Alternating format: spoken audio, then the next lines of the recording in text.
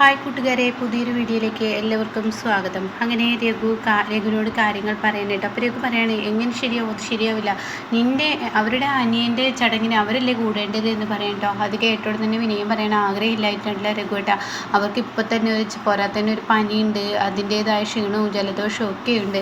അപ്പോൾ ഈ സമയം അവരങ്ങോട്ടേക്ക് യാത്ര വന്നാൽ വണ്ടിയുടെ AC മറ്റും കാര്യങ്ങളാവാം, അവർക്ക് അസുഖം കൂടും. മാത്രമല്ല ചീരു ഇനിയിപ്പോൾ ഇങ്ങോട്ടേക്ക് ഒരുപക്ഷെ വന്നേക്കാം.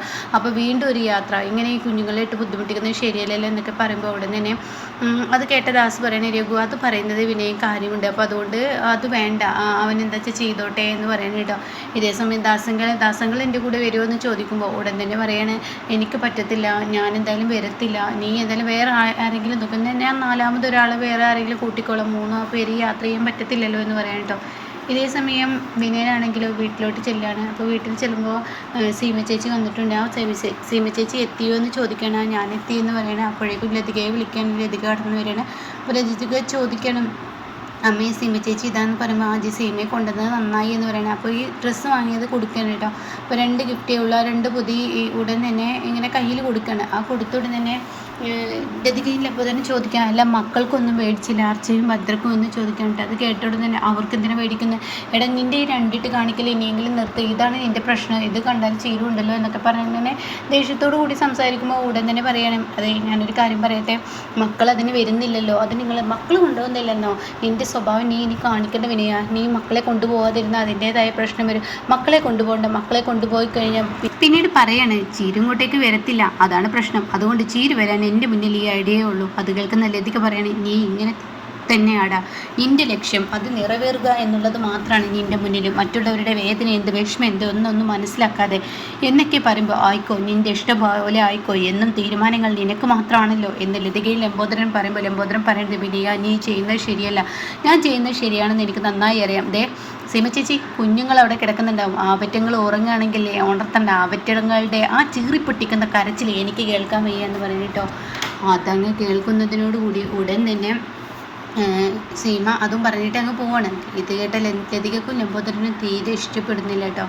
പിന്നീട് കാണിക്കുന്നത് ഇന്ദ്രനെയാണ്. അതിനിടയ്ക്ക് പറയുന്നുണ്ട് കേട്ടോ, നമ്മൾ 3 മാത്രം ചടങ്ങിന് പോയിട്ട് കാര്യമില്ല, അല്ല പോകാൻ പാടില്ല, അപ്പം 4ാമത് ഒരാളെ ഞാൻ കൂട്ടും, അതാരാടാ എന്ന് ചോദിക്കുമ്പോൾ ആരെങ്കിലുമൊക്കെ ഒരാളാക്കാം, എൻ്റെ കൂട്ടുകാരനോ അങ്ങനെ എന്തെങ്കിലും പ്രശ്നമുണ്ടെങ്കിൽ ഞാൻ ആരെങ്കിലും കൂട്ടാം എന്ന് ഇങ്ങനെ പറയുന്നുണ്ട് കേട്ടോ.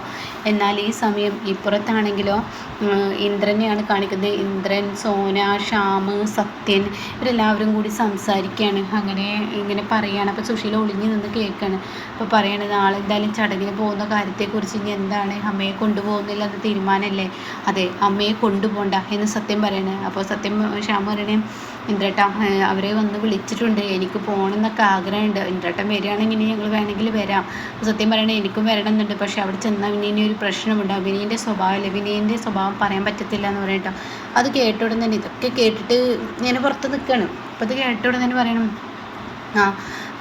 അനുപം പറയണേ, അതെ ശരിയാണ്, വിനയൻ്റെ സ്വഭാവമല്ലേ, വിനയൻ്റെ സ്വഭാവം എപ്പോഴും എന്താ മാറുകയെന്ന് അറിയില്ല, ഞങ്ങൾ മാത്രം പോയിക്കോളാം, അപ്പോൾ നാളെ ഇനി വണ്ടി ഏൽപ്പിച്ചിട്ടുണ്ടല്ലോ എന്ന് ഇന്ദ്രൻ പറയണത്, ഞാൻ നാളെ തന്നെ ഞാൻ ക്യാൻസൽ ചെയ്യാൻ പോവാണ്. ആ സമയം സത്യം പറയണത്, വേണ്ട വണ്ടി ഏൽപ്പിച്ചത് ക്യാൻസൽ ചെയ്യണ്ട, നിങ്ങൾ ആ വണ്ടിയിൽ തന്നെ പോയിക്കോളൂ, ഇനി ഓരോ തട്ടുമുട്ടു ഉണ്ടാക്കാൻ നോക്കും, നിങ്ങൾ പോവാതിരിക്കുക എന്നുള്ള ചിലരുടെ ലക്ഷ്യങ്ങളാണ്, ആ ലക്ഷ്യം നിറവേറ്റാൻ നിങ്ങളുടെ വണ്ടിക്ക് എന്തെങ്കിലും പറ്റും, അങ്ങനെ എന്തെങ്കിലും ഉണ്ടോ, അതുകൊണ്ട് നിങ്ങൾ ആ വണ്ടിയിൽ തന്നെ പോയിക്കോളൂ എന്ന് പറയാം കേട്ടോ. എന്നാൽ ഈ സമയം ഇപ്പുറത്താണെങ്കിലോ ഇതൊക്കെ കേട്ട് നിൽക്കുകയാണ് സുശീല. അപ്പോൾ സുശീല പറയണ, അപ്പോൾ ഞാൻ മാത്രമല്ലേ ശത്രുവില്ലേ, വിനയനും കൂടി ശത്രുവാണല്ലേ, എങ്കിൽ വിനയന് ശത്രുവാണെങ്കിൽ ഞാൻ കാണിച്ചു തരാമെന്ന് പറഞ്ഞിട്ട് അങ്ങനെ പോവാണ് കേട്ടോ. പിന്നീട് കാണിക്കുന്ന പഞ്ചരത്നത്തിലോട്ട് എത്തുന്ന മഞ്ചാടിയും ഭാനുമ്മയാണ്. അത് കാണുന്ന അമ്പിളി ഓടി വരികയാണ്. ഭാനുമ്മേ എത്തിയോ എന്നൊക്കെ ചോദിക്കുകയാണ്, എന്താ അത്ര വൈകിയത്.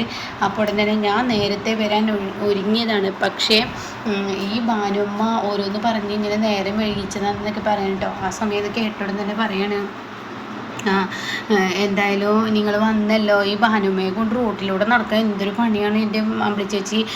അപ്പോൾ ഉടനെ ഭാനുമ്മ പറയാണ്, അതെ ഞാനെന്തായാലും റോട്ടിലൂടെ നടക്കുമ്പോഴേ പഴയകാല വണ്ടിയല്ലേ, ഈ വണ്ടിക്ക് ഇന്നത്തെ കാലത്തെ വണ്ടിയുടെ അത്ര സ്പീഡ് ഉണ്ടാവില്ല, അത് മനസ്സിലാക്കണം. എന്തായാലും ഭാനുമ്മയെ കൊണ്ട് ഞാനാണ് ബുദ്ധിമുട്ടിയത്, ഭാനുമ്മ എന്നെക്കൊണ്ട് ബുദ്ധിമുട്ടിയിട്ടില്ല എന്നുള്ള സത്യങ്ങളൊക്കെ പറഞ്ഞ് ഇവർ അകത്തോട്ട് കയറേണ്ട. അപ്പോൾ ലച്ചുമോൾ എന്നെ ചോദിക്കുന്നുണ്ട്, ലച്ചുമോൾ റൂമിലുണ്ടെന്ന് പറയുന്നുണ്ട്.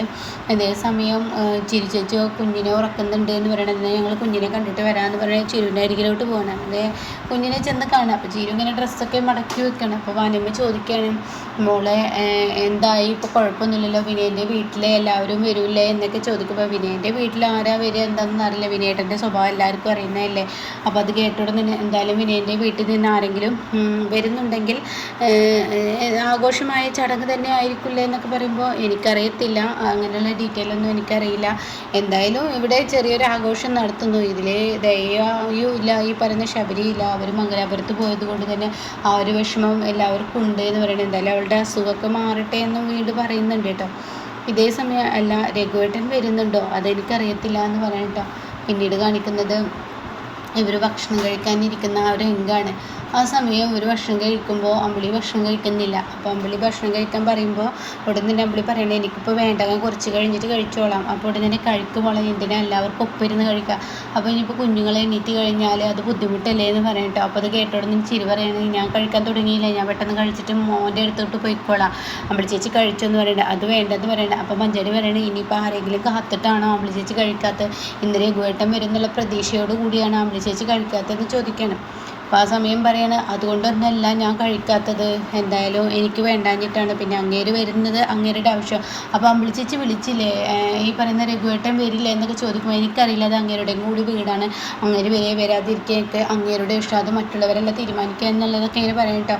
അത് കേട്ടോടന്ന് ചിരി പറയണം അമ്പിളി ചേച്ചിയെ വിളിച്ചില്ലാതെ രഘുവേട്ടൻ ഇങ്ങോട്ടേക്ക് വരില്ലെന്ന് പറഞ്ഞു പോയ രഘുവേട്ടൻ എങ്ങനെ ഇങ്ങോട്ടേക്ക് വരും, അത് അമ്പിളി ചേച്ചി മനസ്സിലാക്കണം എന്നൊക്കെ പറയുമ്പോൾ എനിക്ക് പറ്റത്തില്ല ആരെയും വിളിക്കാൻ, ഓരോരുത്തരുടെ വീടാണ്, ഓരോരുത്തരെ പോവുക, ഇനിയിപ്പോൾ നിങ്ങൾക്ക് അങ്ങനെ ഈ ചടങ്ങിന് പങ്കെടുക്കണം എന്നുണ്ടെങ്കിൽ നിങ്ങൾ വിളിച്ചോളൂ. അത് പിന്നെ അച്ഛൻ പറഞ്ഞ വാക്ക് അമ്പിളി ചേച്ചി ഓർക്കുന്നു, ഈ പരിപാടിക്ക് രഘുവേട്ടൻ എത്തിയില്ലെങ്കിൽ ചടങ്ങില്ലെന്ന്.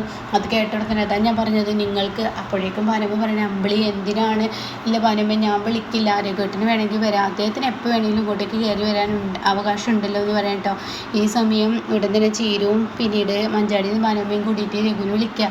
അപ്പോൾ രഘു ദാസിനോട് പറയണേ അവർ യാത്രയിലായിരിക്കും, ദാസിനോട് പറയണേ ചിരുവാണെന്ന് പറഞ്ഞ് ഫോൺ എടുക്കുന്നുണ്ട്. അപ്പോൾ ഉടൻ തന്നെ രഘുവേട്ട എവിടെ, രഘുവേട്ട ഇങ്ങോട്ടേക്ക് വന്നുകൊണ്ടിരിക്കുകയാണോ എന്ന് ചോദിക്കുകയാണ്. അത് കേട്ടോടെ തന്നെ അത് പിന്നെ എന്നൊക്കെ പറയണേ, എന്ത് പിന്നെ എന്നാ പറയുന്നത്, ഇതേ രഘുവേട്ടൻ ഇങ്ങോട്ടേക്ക് വരുന്നില്ലേ, ഞങ്ങളെല്ലാവരും രഘുവേട്ടനെ കാത്തിരിക്കുകയാണ് എന്നൊക്കെ പറയുമ്പോൾ രഘു പറയണേ അത് മോളെ ഞാനിപ്പോൾ അല്ല രഘുവേട്ടന് ഭക്ഷണം എടുത്തു വെക്കണം, ഭക്ഷണം എന്തെങ്കിലും ഉണ്ടാക്കണം, ഭക്ഷണം വേണമെങ്കിൽ പറഞ്ഞോളൂ എന്നൊക്കെ പറഞ്ഞിട്ട് രഘുവിൻ്റെ മനസ്സ് വായിച്ചെടുക്കാൻ ശ്രമിക്കുകയാണ് കേട്ടോ. ആ സമയം അത് കേട്ടോടെ ശരി എന്തായാലും നീ ഇപ്പോൾ ഒരു കാര്യം ചെയ്യുകയും ഞാൻ എന്തായാലും ഇപ്പോൾ അങ്ങോട്ടേക്ക് വരുന്നില്ല എന്ന് പറയട്ടോ. അത് കേട്ടോടെ തന്നെ ദാസ് പറയണേ ഈ ഫോൺ കാട്ടിക്കെ രഘു എന്തായാലും വന്നോളൂ, നിങ്ങൾ എന്തായാലും ടെൻഷൻ ആവേണ്ട, രഘു തീർച്ചയായും നാളെ അവിടെ എത്തിയിരിക്കും, ഇന്ന് എന്തായാലും ഞങ്ങൾ വരുന്നില്ല, നാളെ രാവിലെ ഇവിടെ നിന്ന് വരികയാണ്. അപ്പോൾ ഇത് കേട്ടാൽ ചീരി ചോദിക്കുകയാണ് രഘുവേട്ട തീർച്ചയായും വരില്ലേ, രഘുവേട്ട എൻ്റെ കുഞ്ഞിൻ്റെ നൂലുകെട്ട് ചടങ്ങ് കാണാൻ രഘുവേട്ടൻ എത്തില്ല എന്നൊക്കെ ചോദിക്കുമ്പോൾ തീർച്ചയായും എത്തും, ഞാൻ നാളെ എന്തായാലും ഞാൻ അവിടെ വന്നിരിക്കും എന്ന് പറയുന്നത് കേട്ടോ. അങ്ങനെ രഘുവിനെ കൊണ്ടുവരുന്ന ആ ഒരു സീനാണ്.